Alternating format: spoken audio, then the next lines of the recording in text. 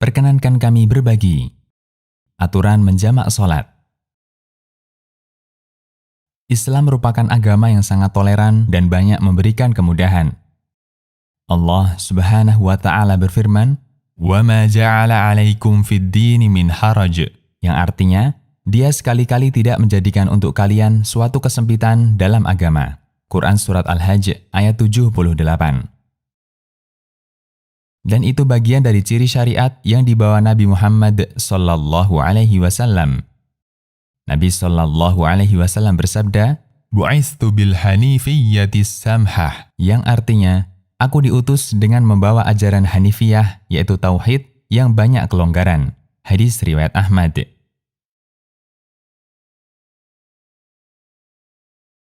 Termasuk di antara kelonggaran itu adalah adanya aturan fikih yang berlaku bagi orang yang memiliki uzur, seperti menjamak 2 sholat. Pada asalnya, sholat 5 waktu harus dikerjakan sesuai dengan waktu yang ditetapkan. Allah Subhanahu wa Ta'ala berfirman, "Fa'aqimus sholah, innas sholata kanat 'alal mu'minina kitaban mawquta", yang artinya, tegakkanlah sholat, sesungguhnya sholat merupakan kewajiban bagi mukmin yang telah ditetapkan waktunya. Quran Surat An-Nisa ayat 103. Untuk itu, mengerjakan sholat sebelum masuk waktunya statusnya batal.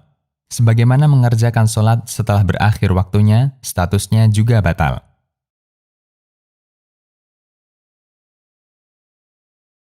Akan tetapi, sebagai bagian dari keringanan syariat bagi orang yang memiliki uzur, ada aturan tersendiri sehingga dia dibolehkan untuk mengerjakan sholat di luar waktunya dengan cara dijamak. Pengertian jamak sholat. Secara bahasa, kata jamak artinya menggabungkan. Disebut jamak sholat karena menggabungkan pelaksanaan 2 sholat di salah satu waktunya. Apa beda jamak dengan qashar? Jamak dengan qashar adalah 2 istilah yang berbeda. Menjamak sholat berarti menggabungkan pelaksanaan 2 sholat di salah satu waktunya. Dan ini bisa dilakukan baik ketika safar maupun ketika sedang mukim selama ada uzur syar'i. Sementara qashar sholat adalah mengerjakan sholat 4 rakaat menjadi 2 rakaat. Dan ini hanya boleh dilakukan oleh orang yang sedang safar. Sementara orang yang mukim tidak boleh qashar meskipun ada uzur sakit atau hujan. Aturan jamak sholat. Ada beberapa aturan untuk sholat jamak. 1. Jamak sholat hanya boleh dilakukan jika ada uzur yang dibenarkan syariat. Karena pada asalnya, setiap sholat 5 waktu harus dikerjakan sesuai waktunya. Allah Subhanahu wa Ta'ala berfirman, "Fa'aqimus sholah, innas sholata kanat 'alal mu'minina kitaban mawquta", yang artinya, tegakkanlah sholat, sesungguhnya sholat merupakan kewajiban bagi mukmin yang telah ditetapkan waktunya. Quran Surat An-Nisa ayat 103. Insya Allah akan disebutkan beberapa uzur yang membolehkan seseorang untuk menjamak sholat. 2. Sholat jamak hanya berlaku untuk 2 pasangan sholat, yaitu pertama, zuhur dengan asar. Kedua, maghrib dengan isya. Sedangkan sholat subuh tidak bisa dijamak dengan sholat apapun. 3. Dilihat dari waktu pelaksanaannya, menjamak sholat ada 2 macam. Pertama, menjamak sholat di waktu sholat yang pertama, seperti jamak sholat zuhur dengan asar di waktu zuhur. Jamak seperti ini disebut jamak taqdim. Kedua, menjamak sholat di waktu sholat yang kedua, seperti jamak sholat maghrib dengan isya di waktu isya. Jamak seperti ini disebut dengan jamak ta'khir. 4. Untuk jamak ta'khir, pelaksanaan sholat harus dilakukan secara berurutan sesuai urutan sholat. Misalnya, menjamak sholat zuhur dan asar di waktu asar, cara melaksanakannya harus dilakukan sholat zuhur dulu, kemudian sholat asar. Dan ini merupakan pendapat jumhur ulama. Imam Ibnu Utsaimin mengatakan, disyaratkan menjamak sholat sesuai urutan, dengan melakukan sholat urutan pertama, kemudian sholat urutan kedua. Karena Nabi SAW bersabda, "Sholatlah sebagaimana kalian melihatku sholat." Di samping itu, syariat telah menjelaskan urutan waktu-waktu sholat. Asy-Syarh Al-Mumti'. 5. Tidak ada sholat rawatib antar sholat wajib yang dijamak. Jabir radhiyallahu anhu menceritakan aktivitas Nabi SAW ketika haji wada. Jabir mengatakan seusai Nabi berkhutbah, "Thumma adzana, thumma aqama, fasalla adh-dhuhr, thumma aqama, fasalla al-'asr, walam yusalli bainahuma syai'a." Yang artinya, kemudian dikumandangkan adzan, kemudian iqamah, lalu beliau sholat zuhur.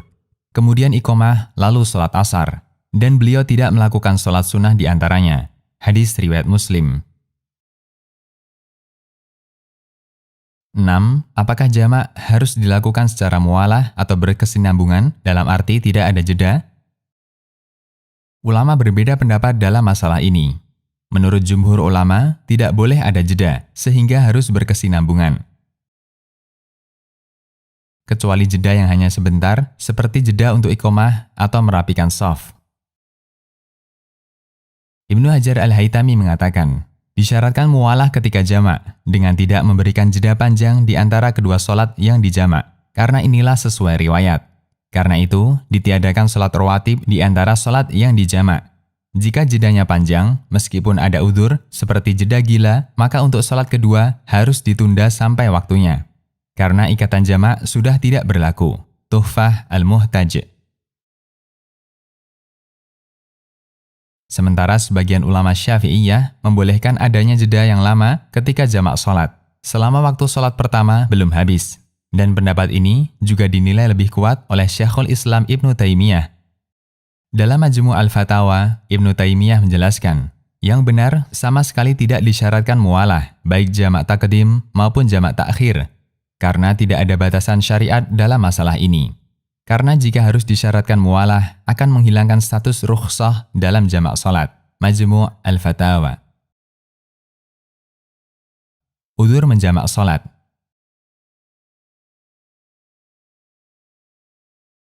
Menjamak sholat hanya dibolehkan jika ada udzur.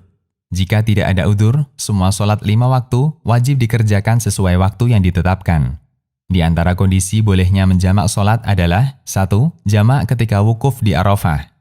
Jabir radhiyallahu anhu menceritakan aktivitas Nabi SAW ketika haji wada. Sesampainya beliau di lembah Arafah, beliau berkhutbah, kemudian dikumandangkan adzan, kemudian iqamah, lalu beliau sholat zuhur, kemudian iqamah, lalu sholat asar, dan beliau tidak melakukan sholat sunnah di antaranya. Hadis riwayat Muslim. 2. Jamak ketika di Muzdalifah. Jabir radhiyallahu anhu melanjutkan ceritanya. Hatta atal Muzdalifah, fasalla bihal maghriba wal isya'a bi adhanin wahidin wa iqamatain, walam yusabbih bainahuma syai'a. Yang artinya, beliau mendatangi Muzdalifah, lalu sholat maghrib dan isya dengan sekali adhan dan 2 iqamah. Dan beliau tidak melakukan sholat sunnah di antaranya. Hadis riwayat Muslim. 3. Jamak karena safar. Ketika Nabi SAW sedang di perjalanan saat safar, beliau menjamak sholat. Ibnu Abbas menceritakan, Kana Rasulullah SAW yajma'u baina sholati dhuhri wal asr, idha kana ala dhuhri sair, wa yajma'u baina al-maghribi wal isya. Yang artinya, Rasulullah SAW menjamak sholat zuhur dan asar apabila beliau sedang musafir sair. Beliau juga menjamak sholat maghrib dan isya. Hadis riwayat Bukhari. Insya Allah akan dijelaskan lebih rinci tentang ini.